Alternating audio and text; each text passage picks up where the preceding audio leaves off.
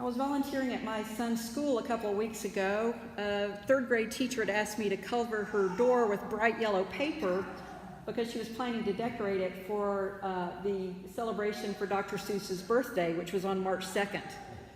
Well, as some of the third graders came into the room and saw me covering the door, they asked me why I was doing that, and I told them, and we started talking about our favorite Dr. Seuss books. And of course, several of them mentioned The Cat in the Hat. One of the essential parts, they did all kinds of naughty things the Cat in the Hat did while the mother was away, and at one point the cat is bouncing on a ball with a fish on a rake and a ball and a plate and a little toy ship and a little toy man, and with his tail he held a red fan, and it's no surprise that they saw all the things fall. And I thought, what a metaphor that was for my life right now. Any of you?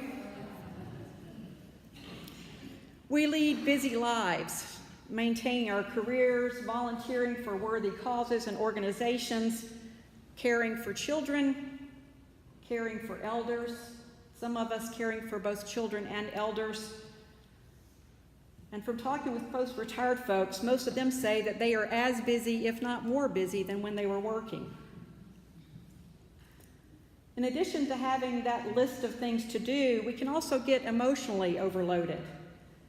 Teachers and nurses and others in the helping professions are at risk of absorbing trauma of those they care for.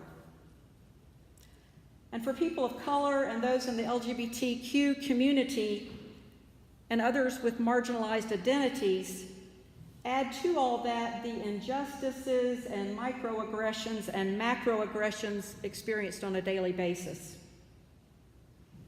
And that oppression-related distress and distress is exacerbated by intersectionality. African American women, for instance, experience more stress than African American men or white women because they are subject to both racism and sexism. Just watching the news can be overwhelming.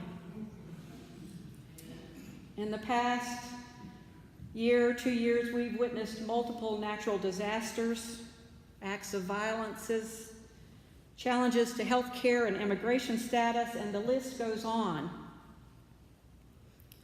Our Unitarian Universalist values call us to social justice, and indeed this congregation has a proud history of social activism.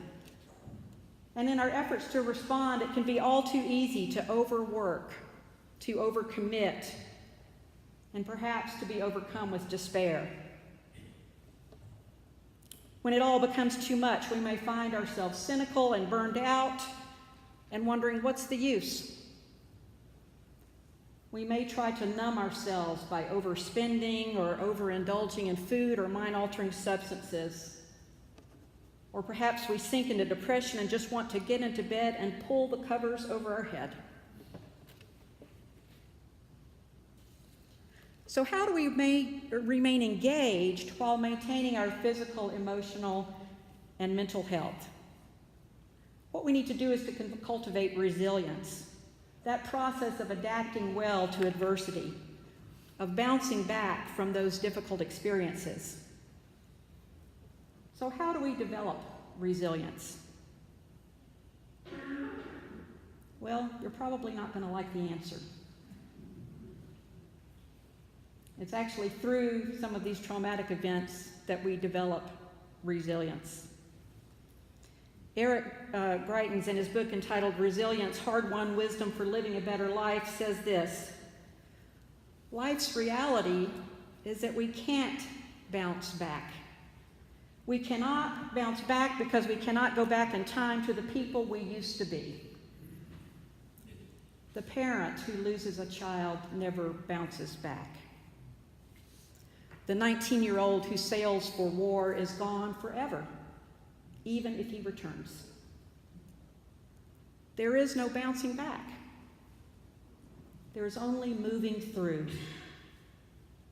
What happens to us becomes a part of us. Resilient people do not bounce back from hard experiences. They find healthy ways to integrate them into their lives. And in time, people find that great calamity met with great spirit can create great strength. So while we can't change the fact that highly stressful events happen, we can change how we interpret and respond to these events. The American Psychological Association has several suggestions. One is to try to accept circumstances that cannot be changed and focus on the circumstances you can alter. Another is to develop realistic goals. Doing something, no matter how small, on a regular basis, will enable you to move toward your goals, and that will foster hope. Poet Adrienne Rich knows this wisdom. She writes, "My heart is moved by all I cannot save. So much has been destroyed.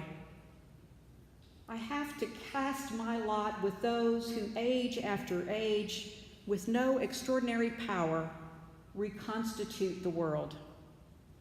A passion to make and make again where such unmaking reigns."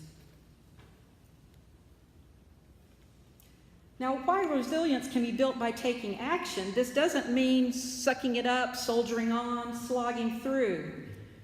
An article in the Harvard Business Review cautions that resilience has more to do with how you recharge, not how you endure.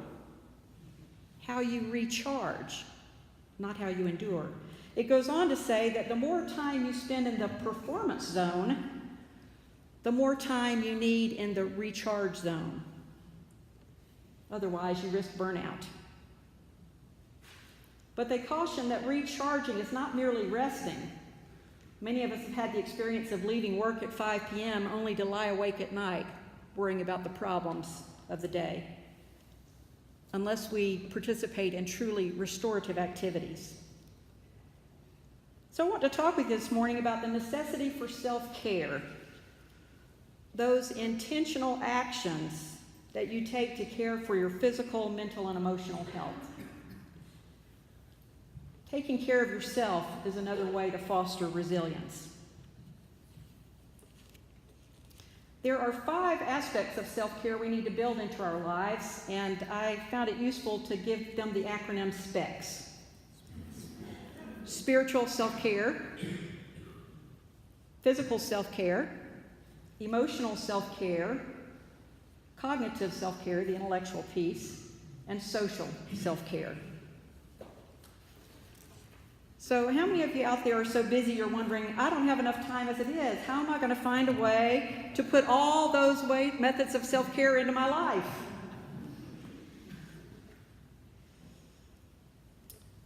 Well, Audre Lorde, an African-American writer, feminist, and civil rights activist, has a powerful response to that protest. She says, "Caring for myself is not self-indulgence, it is self-preservation.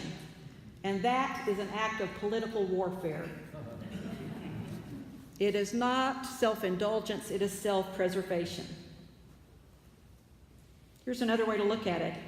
If we are called to care for the world, we must also care for ourselves.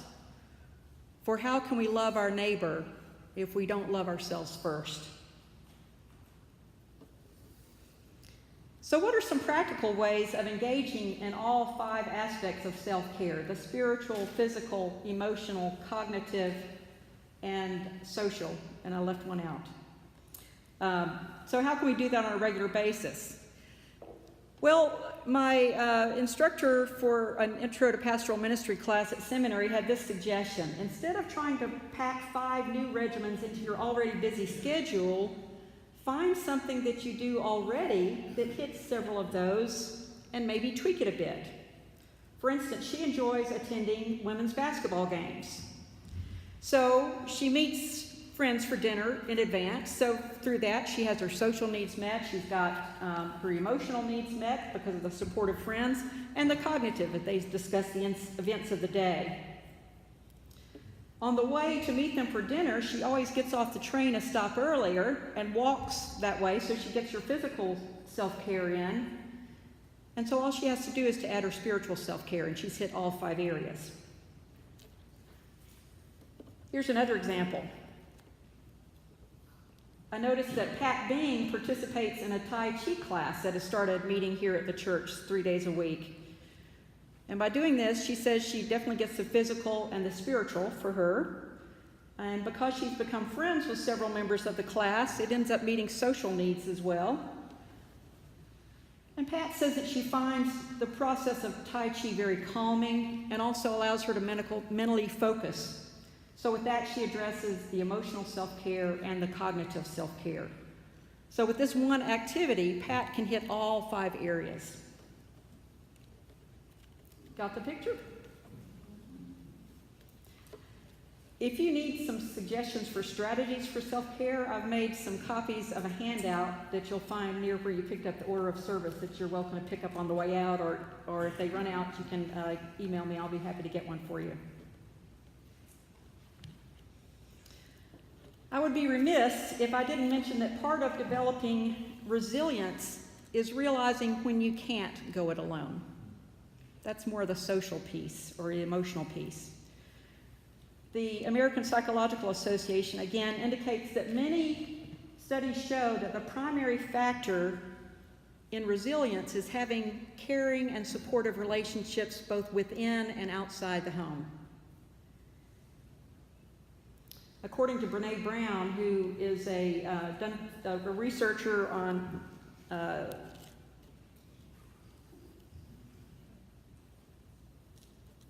just say a researcher since my brain blocked out. She says that the way we actually make connections is by the willingness to be vulnerable and having the courage to admit when we are unsure and unafraid. You may remember that when Duncan Teague preached several years ago, he talked about how our church is not just any old social activist organization. We are more than that. We are a caring community. And so I encourage you to reach out to someone when you realize that you are afraid or confused or you need that emotional support. I'm certain that some of you get that kind of support in your small groups. You can contact your ministers, a member of the spiritual care team. We have a caregiver support group that's very useful for the members who are in that. And if you wanted to do that today, you can stop by one of the listening booths that'll be out near the fellowship hall. Practicing good self-care doesn't shield us from stressful situations, but it does allow us to cultivate the resilience to adapt to them.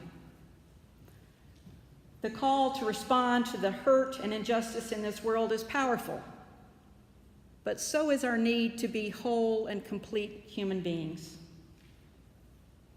It's a balancing act and involves daily commitment. As E.B. White so eloquently said, if the world were merely seductive, that would be easy. If it were challenging, that would be no problem.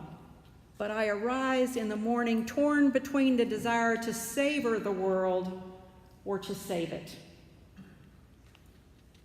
We need to make room for both saving and savoring the world by giving ourselves the same kindness, attention, and compassion that we give others. And by so doing, we will develop resilience, leading more balanced and connected lives, and everyone will benefit. So might this be.